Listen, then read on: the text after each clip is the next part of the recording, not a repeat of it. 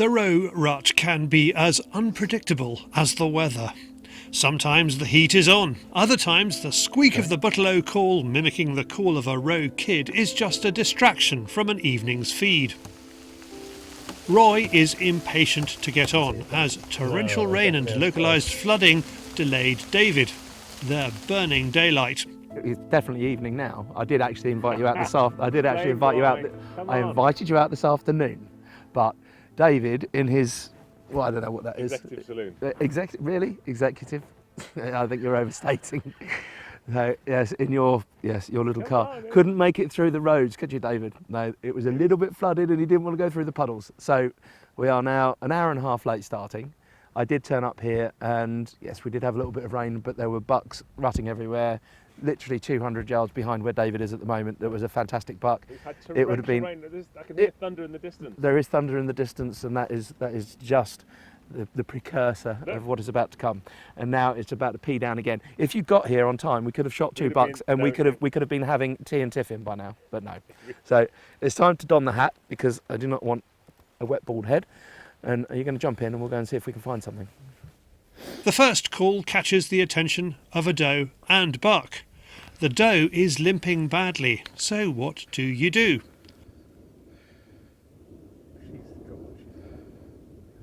Her front leg's broken. Yeah, she's obviously had an accident.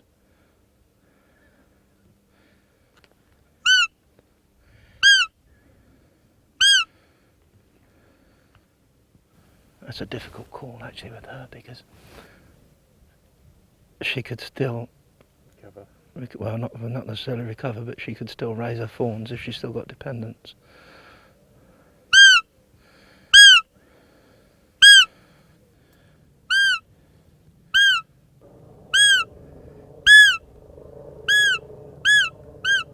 It is a hard one with a broken leg like that. She's obviously been hit by a car or something's happened, but her body condition looks okay. I'm inclined, looking at her, that she's probably a yearling doe, but I'm not 100%. So we'll leave her for now. I'll come back in a couple of days down here and have a closer look at her and see how she's doing. But that buck, again, looking at him, he's still quite young. Well, he's young middle age. We'll leave him for another year or two. I think he's got a little bit of development to go yet. So nice buck, nice start.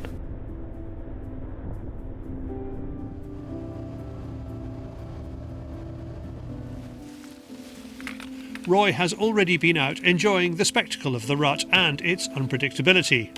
So we came out the other evening and wherever we were calling, we were getting responses. They were just coming in beautifully. And I had 5 bucks and 5 different calls come in. Went out the next night, conditions seemingly the same. And we were spotting bucks and just absolutely nothing, pretty much like that boy there. Just, he obviously stood up and came out, but no interest in really sort of chasing or coming on. So, but again, this is the thing with the rut, it can just turn on and turn off. So I'm hoping it's going to turn on.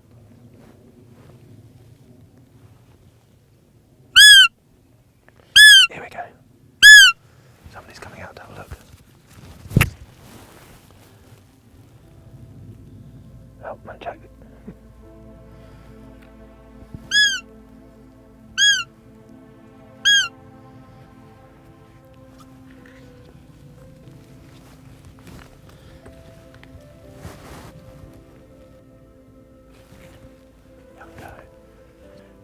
David's got some sweeties for me in the car as way of penance for being late.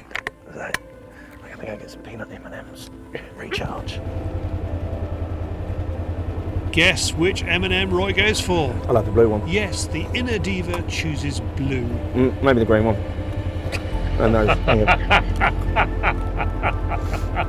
Sorry, did you want one? Our next spot looks promising. Plenty of crop and a wood at the top of the bank.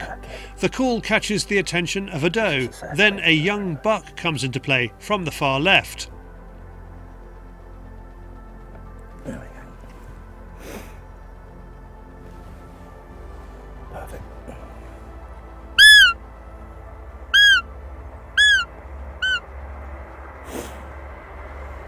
So we were concentrating on the doe coming in with our kids, and then the buck just appeared over the horizon, came from that backward.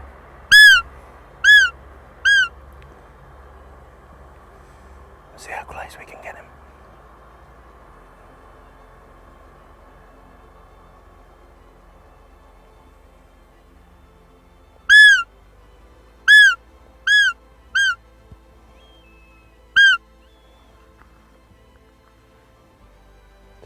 Stay still.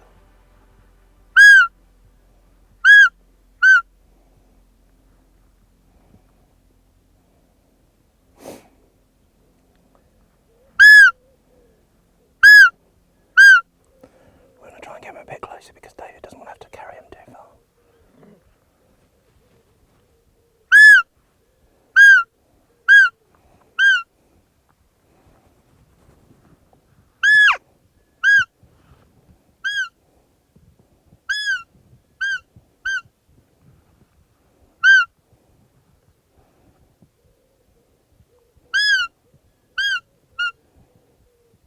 He can smell your aftershave, David.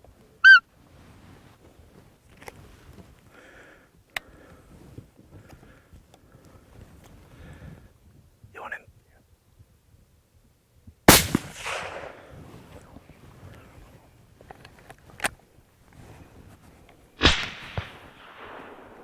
It's always tricky because they're not necessarily going to come from where you think they're going to come from. So if we'd just speedily gone through here, which we are going a bit quick really, we could have potentially lost him. Yeah, we could have turned and started coming back in. It was only where that doe was in play, and I was just having a look and seeing what she was doing and seeing if there was anything interested in her. And then obviously he appeared and came all the way in there. So, yeah, nice little result. Now we've just got to find some more. Before heading to the other side of the farm, Roy explains why his Tikka T3x works for him and the stalking that he enjoys. How long have you had that Tikka now? A few years now. It has been a reliable little workhorse, that rifle. It's just a very nice little lightweight stalking rifle. Not a bad little culling rifle as well, so depending on what we're doing. I mean, for 243, it's very lovely. Nice and lightweight. And as I say, you can, for chucking if you're going out foxing or doing something like that, again, just absolutely perfect for it. Not too much weight for it, not too long for it. Got a nice little short barrel on it. But yeah, I do like them. They're cracking little work rifles. And they're reliable accuracy as well. Straight out of the box normally. As he loses the light, a much longer shot on a buck presents itself. Oh no, it's a little young buck. Come on, little fella, then you know. Come on, then you know.